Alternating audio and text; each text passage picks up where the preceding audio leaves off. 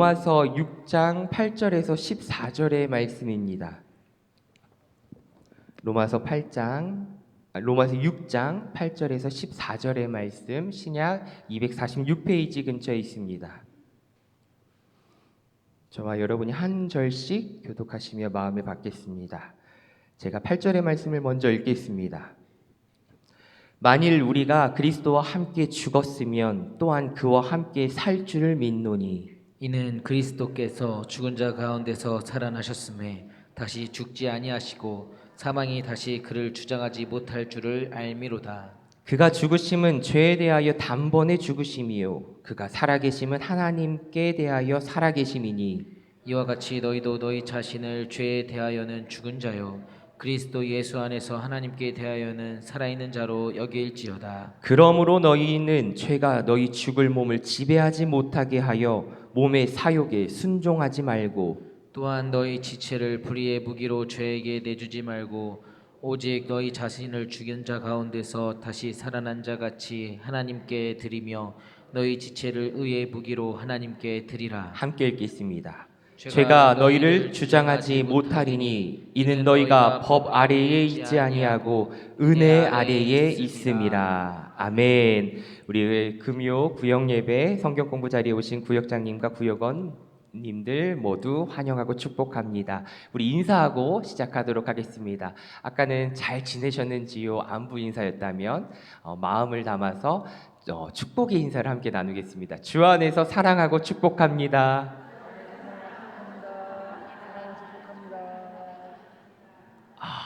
네, 우리 이수 권사님 이렇게 손을 하면서 축복해 주시는 시간 참 너무 귀합니다. 두 번째 인사입니다. 함께함이 기쁨입니다. 네, 함께함이 기쁨입니다. 네, 저는 한 가지 더 남았지요. 세 번째 인사입니다. 주님과 동행하는 복된 삶을 살아갑시다. 네, 주님과 동행하는 복된 삶을 살아갑시다. 그냥 삶이 아니라 주님과 동행하는 복된 삶입니다. 복된 삶이 주님과 동행해야 복된 삶을 이루어갈 수 있을 줄 믿습니다. 선선해진 날씨 가을을 알리듯 우리 결실의 계절 한 해를 시작하면서 주님께 기도로 또 간구했던 기도 제목들이 있으실 것입니다. 그것들을 포기하지 않고 끝까지 연말까지 그리고 주 앞에 서는 그 날까지 기도하러 나아가시기를 소망하고 축복합니다. 그래서 한 해가 마무리가 되고 또 한 달이 마무리가 되고 한 주가 마무리가 되고 오늘 하루가 마무리가 될 때에 오늘 나에게 주신 그 은혜를 감사로 시작해서 감사로 마무리하기를 간절히 원합니다. 그래서 어제 주신 그 은혜를 오늘도 사모하는 것이 아니라 오늘 나에게 부어주실 그 은혜를 기대하고 소망하며 바라보는 그 믿음의 여정이 되기를 축복합니다.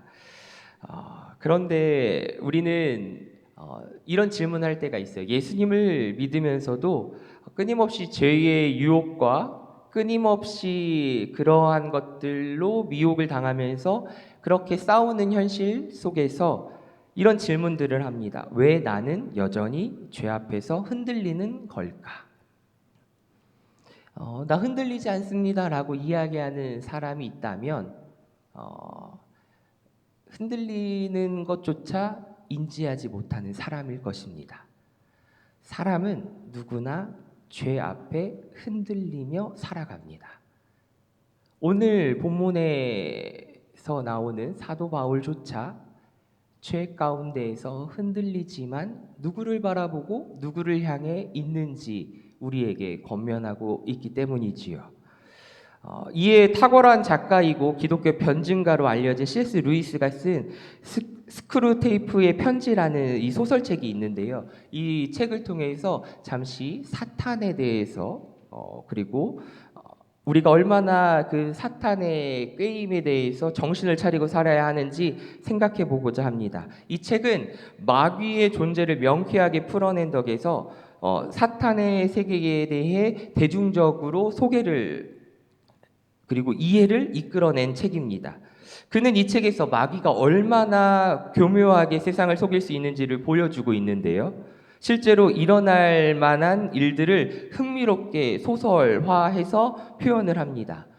거기에 표현은 이렇습니다. 영적 전쟁은 실제다. 가장 오래된 전쟁이다. 가장 많은 희생자를 낳은 전쟁으로 지금 현재 진행 중이다. 마귀는 허구의 존재가 아니다. 에덴 동산에서부터 마귀는 등장했고 예수에게 시험을 걸었던 마귀는 대상을 가리지 않는다. 영적 전선은 생각보다 광범위하다. 마귀는 공중의 권세를 잡은 자요, 세상을 지배하는 신이다.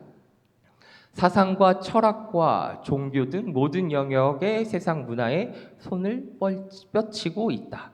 때로는 은밀하게, 때로는 노골적으로 영향력을 계속 확대해 가고 있다.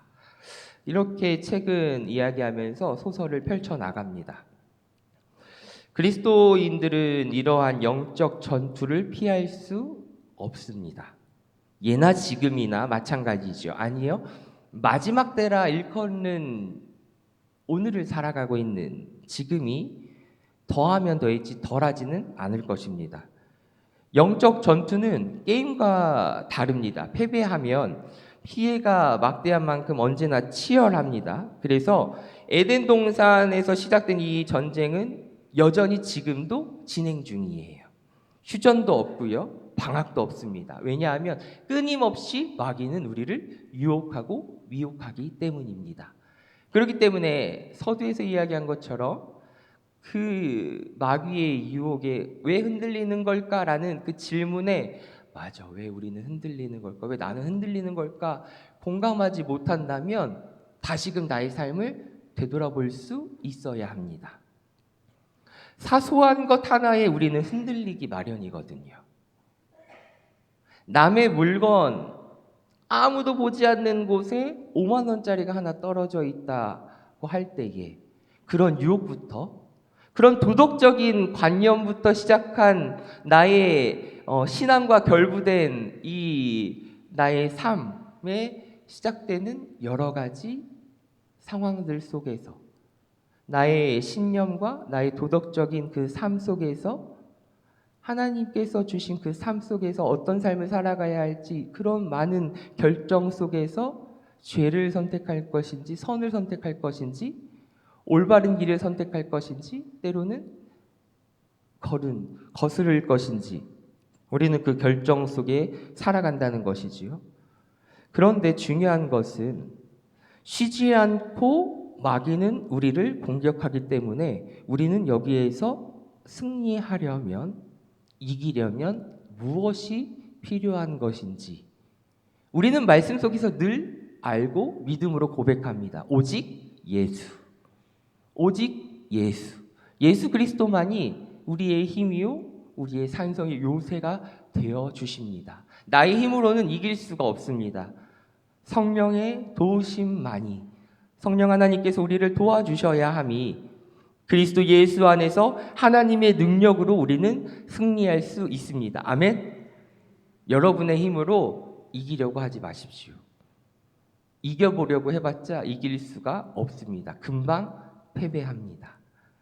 아까 뭐라고 되어 있죠? 때로는 은밀하게, 때로는 노골적으로 공격하기 때문입니다. 그래서 우리의 지혜로는 이길 수가 없어요. 하나님의 지혜, 하나님의 능력으로 나아가시기를 축복합니다. 우리 배경 이해하기를 통해서 이 시대에 어떠한 상황이었는지 우리 그 상황을 살펴보고 말씀을 나누도록 하겠습니다. 우리 배경 이해하기 함께 읽어보도록 하겠습니다. 화면을 통해서 또 주보를 통해서 함께 보도록 하겠습니다. 함께 읽겠습니다. 시작. 로마 제국은 강력한 군사력과 행정 체계를 바탕으로 다양한 민족과 문화를 통합한 다원적인 사회였습니다. 상류층뿐 아니라 일반 시민들도 사치와 향락을 즐겼으며 성적인 문란과 검투사 경기 같은 오락이 공공연하게 용인되었습니다. 특히 정치적 통합을 위해 황제 숭배를 강요했습니다. 황제를 신격화하고 제국의 안정을 위해 모든 시민에게 황제를 신으로 섬기도록 요구했습니다.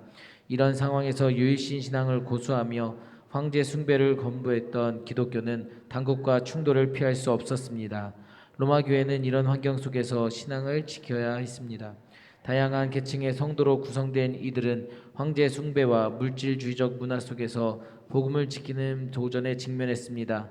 이에 바울은 편지를 통해 단순한 도덕적 교훈이 아닌 인간의 죄와 구원의 본질을 강조합니다. 타락한 로마 사회에서 교인이 왜 어떻게 살아나야 하는지를 좌시하며 신앙인의 정체성을 확립하게 합니다. 로마 교회는 단순한 종교 공동체가 아니라 제국의 중심에서 하나님 나라의 가치를 선포하는 대조적 공동체였습니다. 네.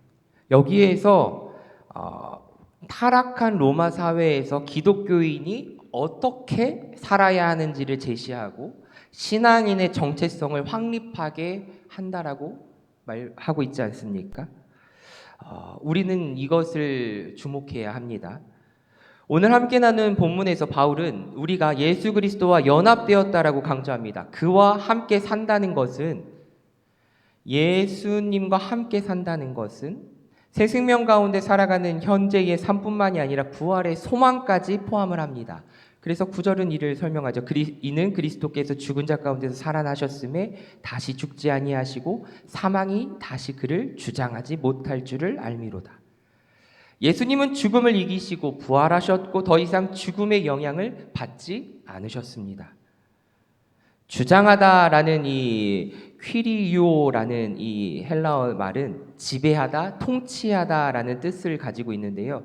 예수님은 죽음의 권세를 깨뜨리셨고 살아계신 영원한 생명의 주님이 되셨습니다.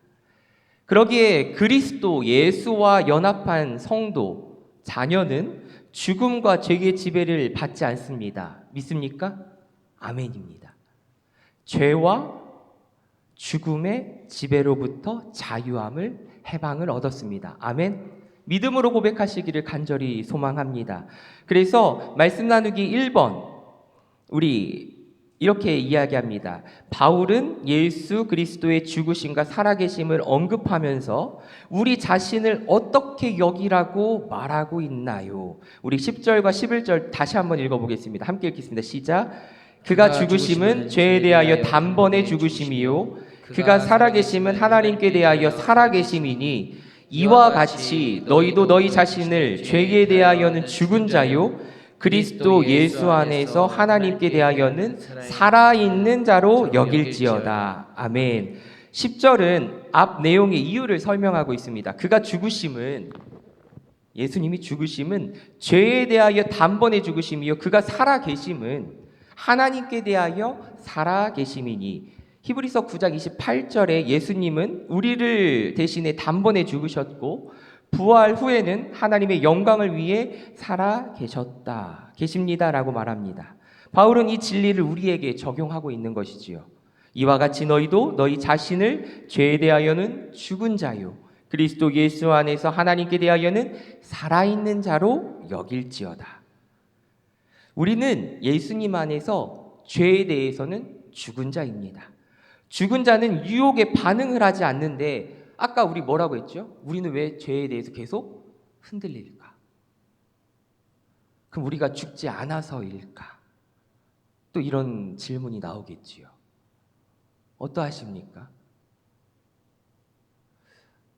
말씀을 묵상하면서 저도 그리고 끊임없는 이 질문 앞에 서게 될 것입니다. 신앙인으로서 현실에서 우리는 죽은 자이기 때문에 주님을 믿고 유혹에 반응하지 않아야 되는데 여전히 죄의 유혹에 흔들리고 넘어질 때가 있습니다. 근데 본질적으로는 헷갈리지 마십시오. 죄와 단절됐습니다. 끊어졌습니다. 홍해를 건넌 이스라엘 백성이 다시 애굽으로 돌아갈 수 없는 것과 같습니다. 죄의 땅은 지나온 곳일 뿐 우리가 다시 머무를 수 있는 곳이 아닙니다.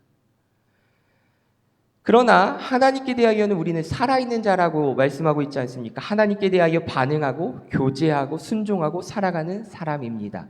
우리는 후반 그 말씀에 더 주목할 수 있어야 돼요.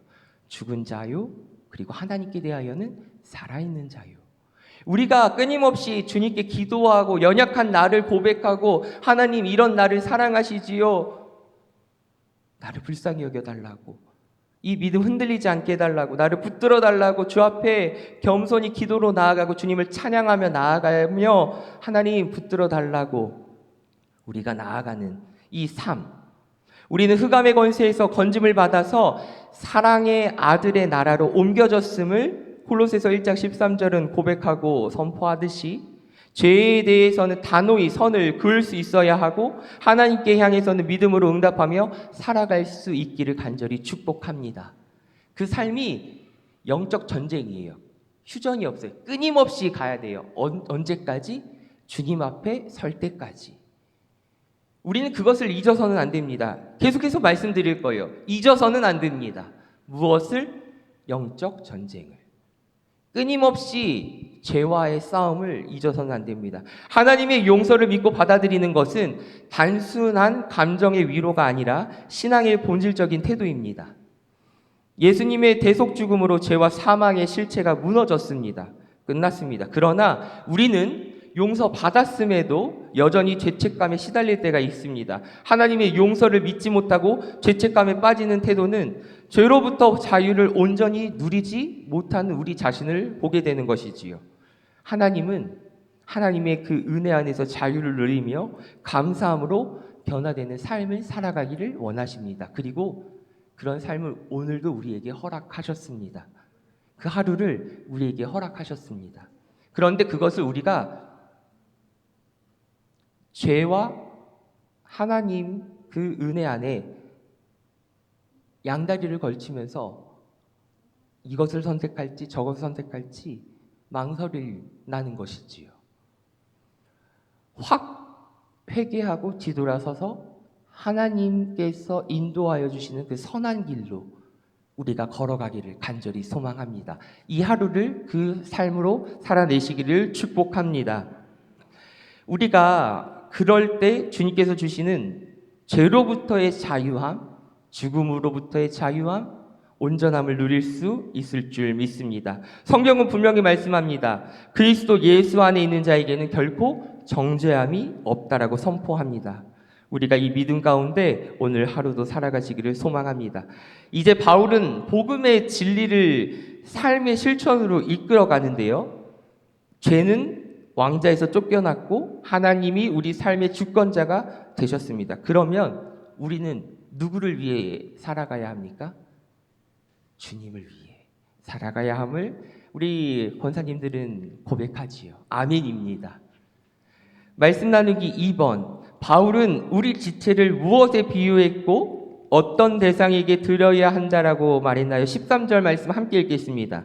또한 너희 지체를 불의의 무기로 죄에게 내주지 말고 오직 너희 자신을 죽은 자 가운데서 다시 살아난 자 같이 하나님께 드리며 너희 지체를 의의 무기로 하나님께 드리라.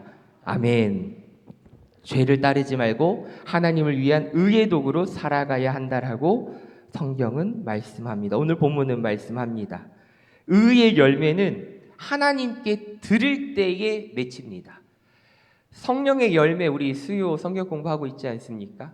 성령의 열매를 맺기를 원하신다면 그거는 누구의 열매예요? 성령의 열매, 하나님께서 맺어주신 열매입니다. 내가 맺고 싶어도 맺을 수 없는 열매입니다. 하나님께 구해야 하는 것들이죠. 하나님께서 주셔야만 하는 것들이죠. 의의 열매, 하나님께 드릴 때 맺힌다는 것. 축이 담임 목사님께서 말씀해 주시는 것처럼 축이 나에게 있으면 안 되고 하나님께 있어야 한다는 사실을 우리는 또한 잊지 말아야 합니다. 바울은 우리가 은혜 아래에 있다라고 선언합니다. 죄가 너희를 주장하지 못하리니 이는 너희가 법 아래에 있지 아니하고 은혜 아래에 있음이라. 죄는 더 이상 우리 위에 군림할 수 없습니다. 그럼에도 우리는 흔들릴 수 있다라는 사실도 알고 계셔야 해요. 그러나 우리는 하나님을 바라보며 흔들리는 나를 붙들고 계시는 죄와 사망으로부터 이기신 부활하신 주님께서 나와 함께 하심을 믿고 그 길을 끝까지 승리하며 나아가는, 그래서 오늘도 주님을 찬양하며 나아가는 이 하루를 살게 하신 하나님께 감사하기를 간절히 소망합니다. 정말 이것은 감사예요. 나의 힘과 노력으로는 되지 않거든요. 사도 바울도 흔들렸어요. 사도 바울도 로마서는 그래서 이후의 말씀에 끊임없이 이야기합니다. 여기서 중요한 것은 하나님의 뜻을 먼저 구하는 그 삶, 세상의 기준이 아니라 성경의 가치관을 따라 선택하고 부정적인 생각이나 불평이 점점 감사하는 태도로 변화되는 그 삶을 사도 바울은 먼저 깨달았고, 그래서 성경을 통하여 우리에게 선포합니다. 이것은 단번에 이루어지지 않았고 지속적으로 나 자신을 하나님께 드릴 때 점진적으로 나타남을 사도 바울은 삶을 통하여 우리에게 보여주고 있습니다. 나 스스로 변화하고자 애쓰는 것이 아니라 하나님께 내 삶을 드릴 때 주어지는 기쁨과 자유를 더 깊이 경험하게 된다는 것입니다. 우리 말씀 다지기를 통해서 말씀을 정리하도록 하겠습니다. 우리 말씀 다지기 함께 읽겠습니다. 시작. 세상에는 하나님을 대적하는 죄악이 가득하고 그 속에서 사는 죄인에게는 사망이 확정되었습니다. 모든 사람은 하나님 앞에서 죄의 대가를 반드시 치러야 합니다. 어떤 사람도 죄와 사망 권세를 이길 수 없습니다. 그러나 예수님은 십자가에서 대속 제물로 죽으심으로써 죄 문제를 단번에 해결하셨고 부활하심으로써 사망 권세를 무력화하셨습니다. 예수님의 죽음과 부활에 동참한 성도는 죄에 대해 죽고 새로운 생명을 부여받아 하나님 자녀로 살아갑니다. 하나님은 자신의 모든 지체와 삶을 의의 무기로 드리는 사람을 통해 이 땅에 하나님 나라, 의의 나라를 이루십니다. 아멘. 사도 바울이라고 해서 늘 흔들리지 않고 굳건한 믿음을 지킨 자라고 여기지는 않습니다. 우리는 말씀을 통해 보고 있지 않습니까? 그런데 더 중요한 것은 뭐예요? 사도 바울은 누구를 바라봤다? 하나님을 바라봤고 의지했습니다. 우리 주 예수 그리스도로 말미암아 하나님께 감사하며 나아갔습니다. 이후 성경 말씀을 보시면 끊임없이 하나님께 감사함은이라고 합니다. 왜 감사할 수 있을까요? 감옥에 있을 때에도 하나님께 감사함은, 고난 중에도 감사함은, 왜냐하면 그리스도 예수 안에 있는 생명의 성령의 법이 죄와 사망의 법에서 우리를 해방하여 주셨기 때문입니다. 사도 바울은 이것을 굳건히 믿었고 그래서 선포할 수 있었습니다. 사랑하는 성도 여러분, 우리 구역장님들, 우리 구역원들에게 어떤 권면을 하고 계시는지요? 우리 구역원들은 서로를 향해서 어떤 위로와 어떤 권면을 하고 계시는지요? 그리고 지금도 주님을 몰라 방황하는 우리의 이웃들, 내 가족들을 위해서 어떤 복음을, 어떤 기쁜 소식을 전하시는지요? 이것이 우리가 먼저 깨닫지 못하며 사도 바울처럼 굳건히 믿고 그 삶을 살아내지 못한다면, 오늘 제목처럼 그리스도와 연합한 삶을 우리가 살아내지 못한다면, 그것을 삶으로 증거하지 못한다면 오늘날에 있어서 학식이 높아짐에 따라 더더욱 의심과 합리적인 의심을 하는 이 시대를 살아가는 사람들에게 예수님을 전하기란 쉽지 않습니다. 복음을 전하기란 쉽지 않습니다. 머리로는 이해가 되지 않거든요. 그런데 그 삶을 살아낸다면 성령 하나님께서 지혜와 능력을 더하여 주셔서 우리가 깨닫고 느낀 그 바를 우리의 입술을 통해서 그 기쁜 소식이 전해질 때 그 마음이 우리의 이웃에게, 우리의 자녀들에게, 우리의 가족들에게 전해질 줄 믿습니다. 사도 바울의 그 선포되는 그 말씀 가운데 많은 교회가 세워졌고 교회가 회복되었고 다시금 믿음 가운데 회복된 줄 믿습니다. 그리스도와 연합한 삶은 한 번으로 끝나지 않습니다. 서두에서 처음에 이야기한 것처럼 영적 전쟁, 끊임없는 영적 전쟁터에 놓여져 있습니다. 주 앞에 설 때까지. 그래서 주님 앞에 설 때에 사랑하는 내 딸아, 내 아들아, 수고했다. 내 품 안에서 편히 쉬거라. 그 은혜를 누리는 우리의 삶이 되시기를 소망하고 축복합니다. 그때까지 오늘 하루 이 주어진 삶 서로를 위해 그 믿음 서로 잘 지키면서 우리 구역 식구들 혹시나 힘들어하고 또 방황하고 또 어려운 그 중에 아파하고 슬퍼하는 우리 구역 식구들이 있다면 서로 중보해 주시고 그래서 그 믿음의 길 끝까지 함께 걸어가자고 그 기쁨의 길 승리하며 걸어가자고 서로 기도해 주고 나아가시기를 좋으신 예수님의 이름으로 축원합니다. 아멘.